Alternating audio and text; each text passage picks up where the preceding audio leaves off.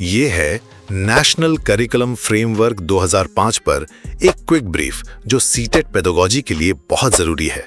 तो ये national curriculum framework 2005 या एनसीएफ 2005 आखिर है क्या? आप इसे हमारे इंडियन स्कूल्स के लिए एक तरह का मास्टर प्लान समझ सकते हैं। ये सिर्फ ये नहीं बताता कि बच्चों को क्या सिखाना है, बल्कि इससे भी ज्यादा जरूरी उन्हें कैसे सिखाना है।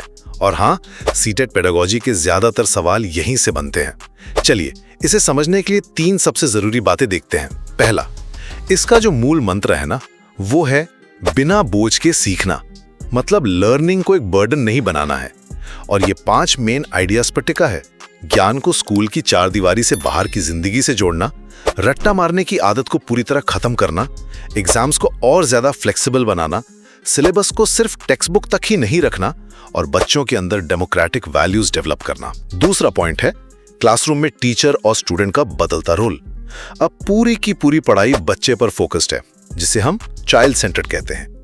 पता है इसका मतलब क्या है? टीचर अब सिर्फ लेक्चर देने वाला नहीं, बल्कि एक फैसिलिटेटर है।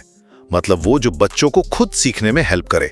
और स्टूडेंट, वो अब खाली बैठकर सुनने वाला नहीं है, बल्कि अपने एक्सपीरियंस से नॉलेज बनाने वाला एक एक्टिव क्रिएटर है।